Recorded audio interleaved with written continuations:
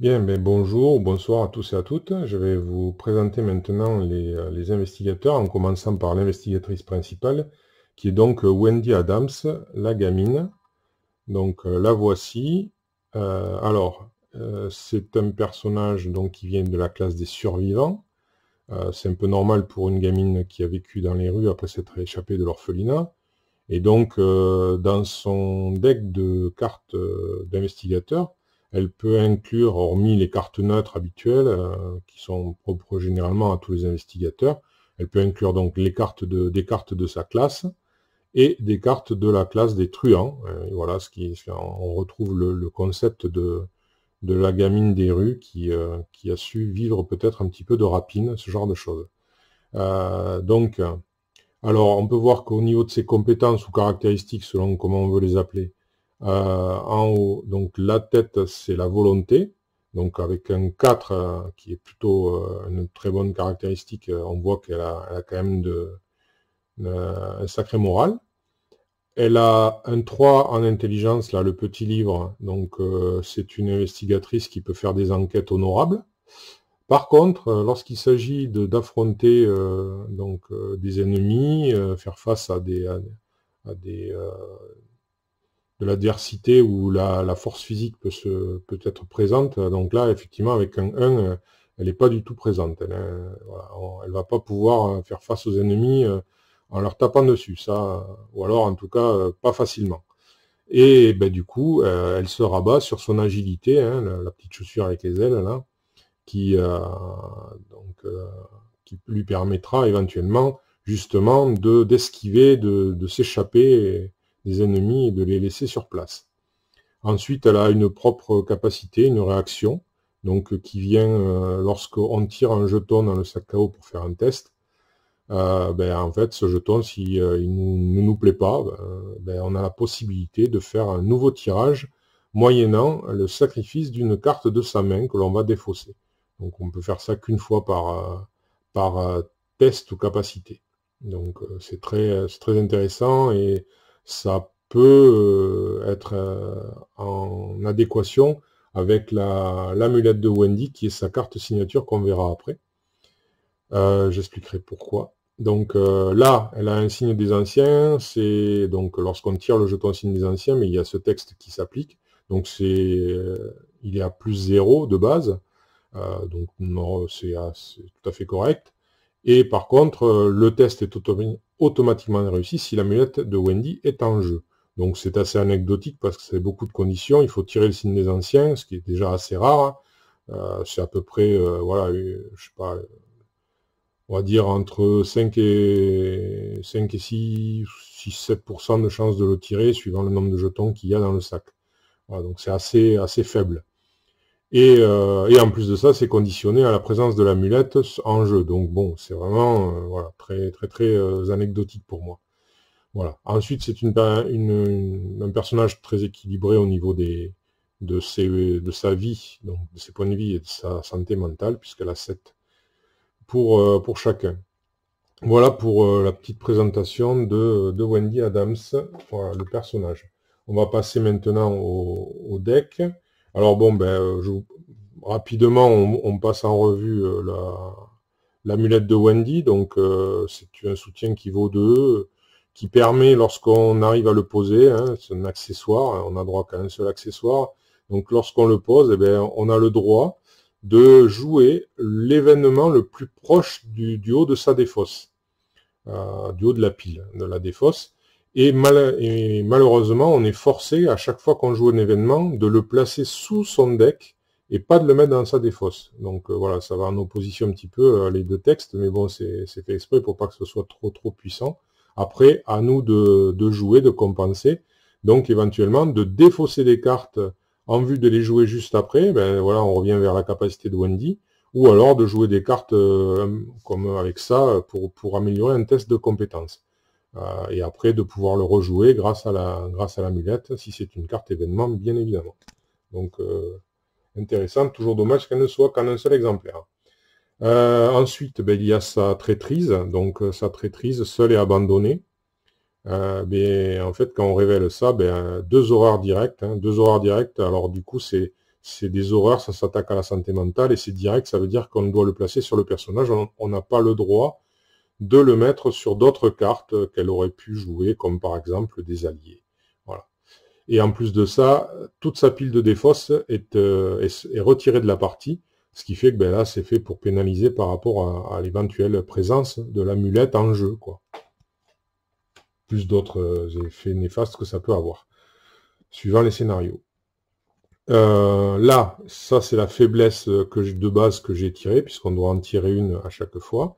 Donc c'est lésion interne. Donc ça se met en jeu dans la zone de menace, et à la fin du tour, on prend un dégât direct. Donc même principe que pour les horreurs directes, hein, c'est un dégât directement sur le personnage. Et heureusement, on peut s'en débarrasser grâce à 2 actions consécutives, hein, pour la défausser.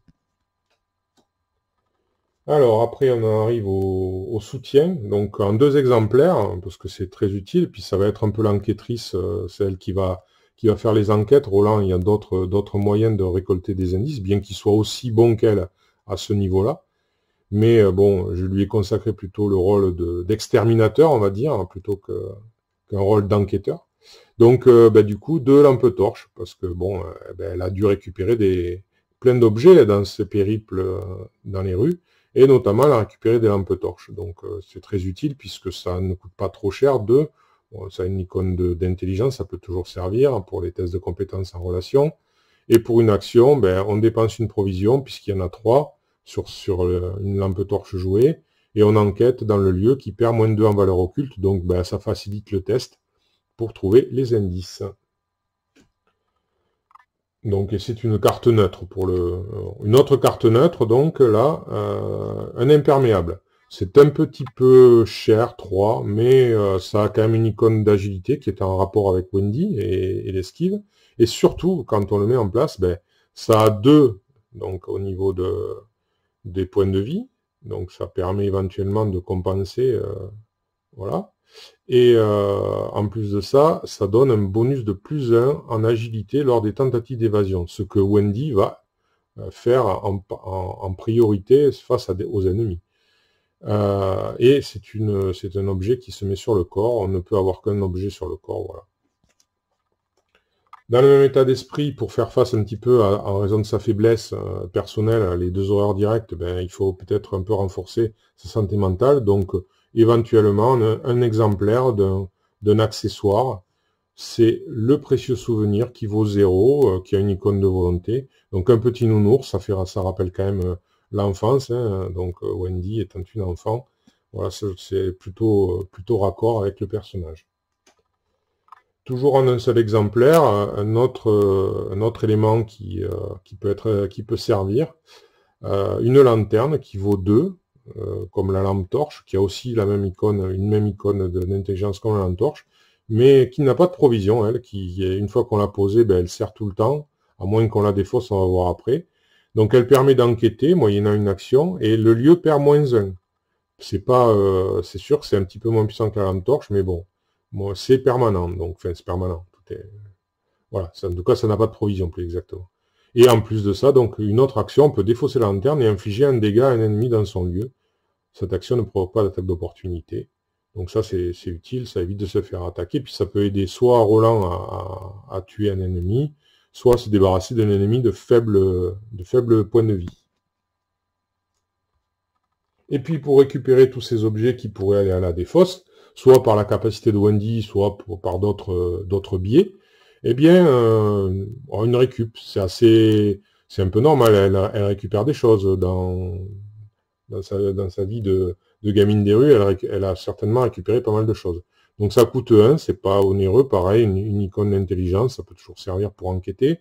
C'est un talent, donc qui dit qu'en réaction, en fait, lorsqu'on enquête et qu'on a réussi avec une différence de 2, eh bien, on peut incliner cette carte et récupérer un objet de la défausse pour le mettre dans sa main. Voilà. Ensuite, cette gamine, elle a certainement dû se surpasser dans la vie pour pouvoir survivre. Donc voilà, une carte, c'est un talent aussi qui coûte 2. Donc il y a 2 icônes qui servent à Wendy, la volonté et l'agilité. Et donc voilà, ça permet de faire des actions rapides et de dépenser des ressources pour augmenter donc des tests liés à la volonté ou à l'agilité. Donc ça peut très bien être utile, peut-être en fin de partie quand éventuellement les ressources sont accumulées de nouveau. Voilà, et qu'on a moins de cartes en main, enfin ce genre de choses. Un personnage qu'elle a rencontré certainement dans ses pérégrinations, et avec qui elle s'est liée d'amitié, hein, Peter Sylvestre, hein, personnage survivant très, très célèbre, en tout cas très, très efficace, très prisé. Il coûte 3, ça va, c'est encore, ça reste correct. Il a une icône de volonté, ça peut toujours servir, mais c'est surtout pour ses capacités propres qu'on l'apprécie. Donc ça fait gagner plus en agilité. Donc comme je l'ai déjà dit, Wendy va jouer beaucoup là-dessus dès qu'il y aura des adversaires éventuellement à sa poursuite. Et ensuite en réaction, en plus il peut soigner une horreur qu'on aurait placée sur lui. Donc voilà. Donc on peut placer une horreur, parce que si on en place deux, après il disparaît, il est vaincu. Donc on peut placer une horreur, et puis à la fin du tour, elle disparaît. Donc c'est très utile pour compenser un petit peu voilà, les problèmes liés aux horreurs. Ensuite, un autre personnage très prisé, mais bon, je ne l'ai mis qu'en un seul exemplaire. Hein, il a pris en affection cette gamine qu'il a rencontrée. Mais bon, il a beaucoup d'autres chats à fouetter, parce qu'en plus, il est très cher, ce monsieur. Il vaut 6 points, hein, monsieur Léo De Luca. Alors, est-ce que monsieur Léo De Luca veut bien faire... Est-ce que la caméra veut bien faire le point sur Léo De Luca? Merci, allez, un peu d'effort, voilà. Vous avez le droit d'effectuer une action supplémentaire, voilà, durant votre tour. Donc, en fait, oui, voilà, une action de plus. Plus en plus, une compensation de 2 points de vie et 2 santé mentale. Donc, voilà. C'est un allié, au fait, je ne l'ai pas dit pour Peter Sylvestre, mais c'est un allié, on peut en mettre qu'un. Voilà, donc, bon. C'est-à-dire que c'est bien si on l'a en premier pour le placer et qu'on a des ressources. Après, vers la fin de la partie, quand on a généralement à nouveau des ressources pour le placer, ça peut être intéressant, mais ça l'est peut-être un peu moins. Ensuite, dans la logique de Wendy, hein, donc un autre talent de truand, un vol à la tire. Allez, s'il te plaît, un petit... Donc, bon, c'est ça coûte 2. Ça a une icône d'agilité.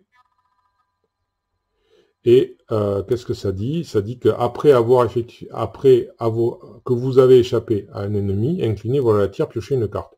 Donc comme Wendy, elle joue pas mal avec les cartes, éventuellement elle est défaussée, il lui en faut dans la main, donc en piocher c'est toujours bien pour elle. Et puisqu'elle va normalement échapper à des ennemis, ça peut toujours servir. Voilà.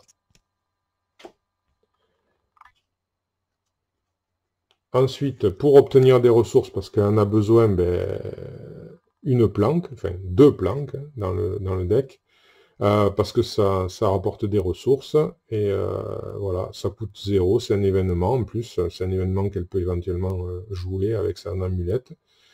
Et que dire de plus? Oui, Wendy, elle a certainement mis des choses dans des planques, hein, ça c'est un peu logique, par rapport à sa situation, sa vie courante. Ensuite, en un seul exemplaire, une cachette, parce que bon, pour une petite fille qui court les rues et qui se met à l'abri, une cachette, ça semble assez logique. Donc c'est un événement aussi qui coûte 1, qui a 2 icônes d'agilité, donc c'est très intéressant. Et en fait, ça permet, lorsqu'on attache la cachette à un lieu, c'est rapide en plus, donc oui, j'ai oublié, c'est rapide, donc ça économise une action. On l'attache à un lieu, et les ennemis non élites gagnent distant. Donc ça veut dire que ils sont pas engagés avec vous, donc vous pouvez agir dans le lieu comme bon vous semble. Ils ne vous attaquent pas, puisque, bon, je le rappelle au cas où, quand on parle d'attaque d'opportunité, c'est lorsqu'on fait certaines actions alors qu'on a un ennemi engagé avec soi, normalement il nous attaque et il nous fait des dégâts ou des horreurs suivant ce qu'il a, quelles sont ses capacités. Et donc c'est plutôt néfaste, quoi. Bon, pour éviter ça, 2 solutions, soit on ne fait rien, bon, dommage, soit on le combat, soit on lui échappe, soit on peut abandonner ou discuter, bon, si ces options sont présentes, bien sûr. Combattre et échapper, généralement, sont toujours présentes. Mais voilà. Après, le reste, c'est pas toujours là. Et donc, du coup, si on fait autre chose, si on enquête, si on prend des ressources, si on pioche une carte, on prend des attaques d'opportunité, et donc, on subit des dégâts. Donc, du coup, la cachette, ça met distant, donc on peut faire ce qu'on veut dans le lieu, l'ennemi est au loin, oui, parce qu'on est caché dans un... Voilà, il nous trouve pas. Voilà. Par contre, c'est intéressant parce que donc à la fin de la phase d'un ennemi, donc si un ennemi est redressé dans le lieu où la cachette est attachée, ben, on défausse la cachette. Maintenant, si au préalable, on l'a incliné en lui échappant, par exemple, eh ben, ça nous fait gagner un tour. Hein, voilà. Et on défaussera la cachette qu'au tour suivant. Ensuite, faire avec les moyens du bord. C'est assez logique aussi. Hein, elle a dû certainement faire souvent avec les moyens du bord. Ça coûte 1, c'est un événement, toujours. On est dans les événements, là. Donc ça permet quoi? Ça permet déjà d'enquêter en faisant perdre 1 au lieu de valeur occulte au lieu où on enquête, dans le lieu. Et on peut jouer cette carte de la pile de défausse, sans même la capacité de l'amulette de Wendy. C'est une capacité intrinsèque à cette carte. Et si c'est le cas, si on joue cette carte de la pile de défausse, dans ces cas-là, en cas de réussite, on trouve un indice supplémentaire, ce qui est pas négligeable. Donc je trouvais ça raccord avec le personnage. Aussi une autre carte en un seul exemplaire, regardez ce que j'ai trouvé. Donc c'est pareil, hein, ça, je trouve ça en rapport avec le personnage. En plus, ça a 2 icônes pour lui permettre d'enquêter le cas échéant. C'est rapide. On joue quand on a échoué. Ça peut arriver d'échouer, même Wendy qui en jouant ses cartes. Puis à la rigueur, à ce moment-là, elle a peut-être pas envie de jouer une carte. Elle est peut-être contente d'avoir échoué. Pour justement, parce que cette carte, quand on la joue, ben on découvre 2 indices d'un coup. Donc voilà, et c'est pratique. Après, toujours, c'est un événement aussi. Et toujours des événements, là, en 2 exemplaires, parce que c'est une carte très très intéressante, c'est la carte chanceux. Donc, c'est une carte qui... alors, qui va pas vouloir faire... Ah si, ça y est, c'est bon. Elle a fait le point. Donc, elle vaut 1, donc elle est pas très chère, elle est rapide, elle économise une action. Donc, on la joue quand on doit échouer à un test. Donc, ça permet de gagner plus 2 à sa valeur de compétence pour ce test. Ben, en gagnant plus 2, il y a 2 possibilités. Soit on réussit le test grâce à ce bonus, soit ben, on amoindrit les effets néfastes du test. Parce qu'en fait, ben, voilà, parce que parfois, c'est souvent une histoire de différence, parfois, et je sais pas, on va avoir une différence de 2 entre la difficulté et le résultat qu'on a eu. Et ben, par exemple, on peut avoir 2 dégâts ou 2 horreurs. Ben là, grâce à ça, on pourrait éventuellement amoindrir l'écart, quoi. Ensuite, une autre carte événement qui est un petit peu onéreuse, que j'ai mis en 2 exemplaires, vous allez comprendre pourquoi, parce que je la trouve très intéressante aussi, et puis parce que Wendy est dessus. Et oui, elle est dans l'image, c'est le guet-apens. Ça coûte 3, donc 2 icônes d'agilité, ce qui est très utile. À la rigueur, si on ne s'en sert pas, on peut s'en servir comme ça. Donc, on choisit un ennemi non élite qui est incliné dans son lieu. Donc, des ennemis non élites inclinés, ça peut arriver avec Wendy qui échappe aux ennemis.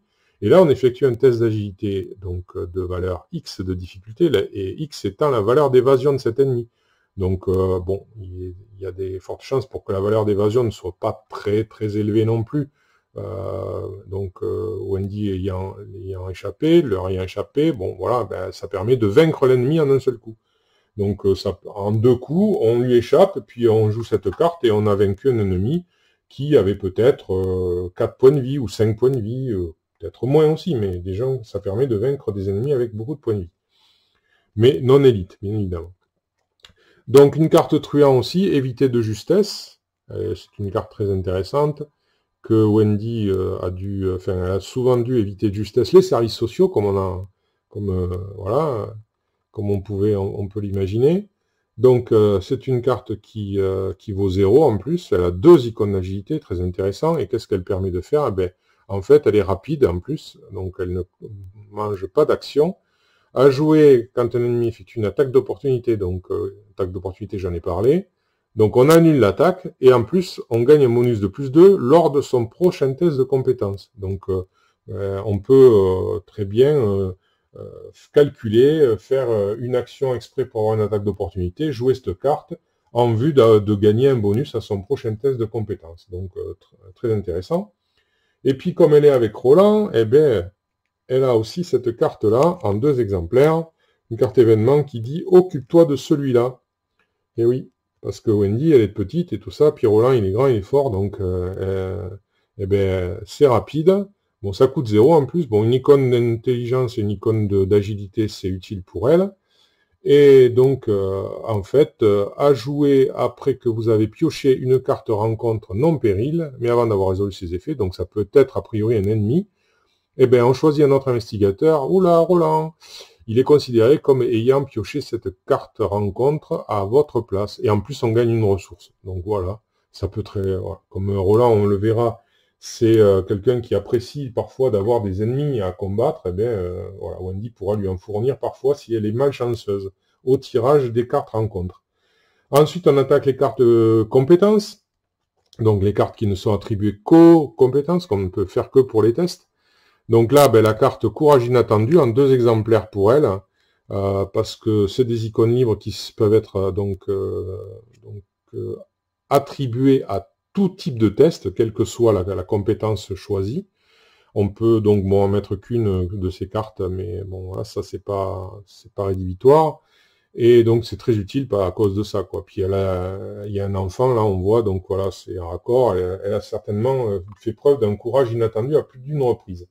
Et puis cette jeune fille, elle a 2 exemplaires, elle a du cran, hein, elle a du cran, hein, parce que en fait, il y avait beaucoup de cartes aussi, donc j'aurais pu prendre, il existe dans le même style de cartes dextérité, mais elle a déjà beaucoup de cartes, on l'a vu, avec 2 icônes d'agilité. Donc par contre, elle manquait un petit peu d'icônes de volonté, et c'est toujours utile. Et en plus, comme elle a une forte volonté et que quand on réussit le test, on pioche une carte, c'est plutôt pas mal avec elle, voilà. Puis c'est logique qu'elle ait du cran, cette jeune fille, voilà. Et enfin, quelque chose qui est assez logique aussi avec elle, en 2 exemplaires, ben, elle est dégourdie, hein, certainement pour s'en sortir, elle est dégourdie. Alors il y a 3 icônes, là, intelligence, lutte et agilité.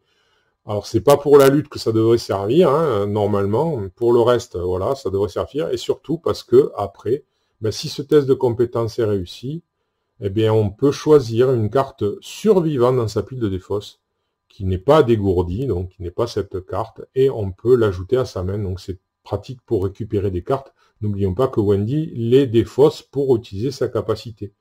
Voilà, ben écoutez, j'ai fait le tour en essayant de vous expliquer un petit peu le pourquoi technique et le pourquoi raccord avec le personnage. J'ai choisi ces cartes. Voilà, ben écoutez, on se retrouvera avec Roland